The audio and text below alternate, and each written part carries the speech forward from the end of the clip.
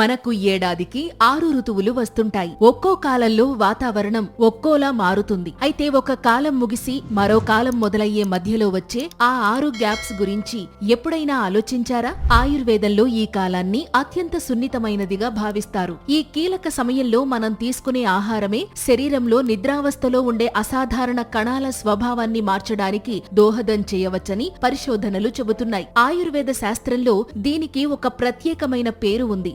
దాన్నే ఋతుసంధి అంటారు. అంటే ఒక ఋతువు ముగిసే చివరి 7 రోజులు, కొత్త ఋతువు ప్రారంభమయ్యే మొదటి 7 రోజులు కలిపి ఉండే ఆ 14 రోజుల కాలాన్ని ఋతుసంధిగా పిలుస్తారు. సంవత్సరంలో ఇలాంటివి 6 గ్యాప్స్ వస్తాయి. ఆ సమయంలో పర్యావరణంలో ఉష్ణోగ్రత, గాల్లో తేమ చాలా వేగంగా మారుతుంటుంది. దానికి అనుగుణంగానే మన శరీరంలో కూడా ఒక పెద్ద రీసెట్ ప్రక్రియ నడుస్తుంది. ఈ పరివర్తన కాలంలో మన శరీరంలో జీర్ణక్రియకు కారణమయ్యే అగ్ని చాలా బలహీనంగా మారే అవకాశం ఉంటుంది. ఆధునిక జీవశాస్త్రం ప్రకారం కూడా వాతావరణం మారేటప్పుడు మన శరీరంలోని సర్కాడియన్ రిథం అంటే జీవ గడియారం కొత్త వాతావరణానికి అలవాటు పడడానికి రీబూట్ అవుతుంది. ఈ టైంలో మన కణాలు చాలా సున్నితంగా మారిపోతాయి. శరీరం లోపల ఇలాంటి రీసెట్ జరుగుతున్నప్పుడు మనం గనక హెవీ ఫుడ్స్, రసాయనాలు ఉన్న ఆహారాలు నిరంతరం తీసుకుంటే శరీరం వాటిని సరిగ్గా జీర్ణం చేసుకోలేకపోవచ్చు. దీనివల్ల కణాల స్థాయిలో విపరీతమైన ఒత్తిడి ఏర్పడే అవకాశం ఉంటుంది.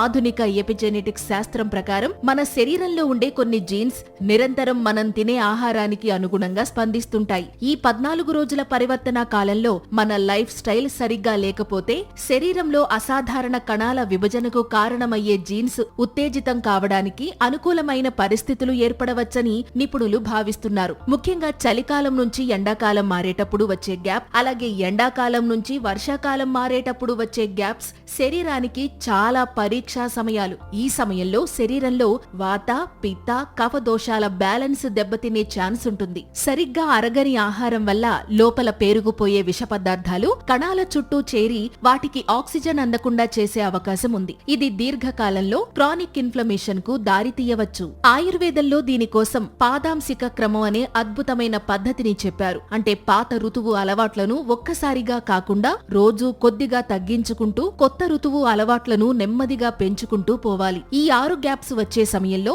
చాలా తేలికగా అరిగే ఆహారాలు తీసుకోవడం మంచిది. అలాగే వీలైతే వారానికి ఒకసారి ఉపవాసం ఉండడం లేదా కేవలం ద్రవాహారం తీసుకోవడం వల్ల మన జీవ గడియారానికి ఎక్కువ స్ట్రెస్ కలగకుండా ఉంటుంది. కాలాలు మారేటప్పుడు ప్రకృతితో పాటు మన శరీరాన్ని కూడా బ్యాలెన్స్ చేసుకోవడం అలవాటు చేసుకుంటే భవిష్యత్తులో వచ్చే అనేక రకాల మొండి వ్యాధులను దూరం పెట్టడానికి అవకాశం దొరుకుతుంది. Thank you.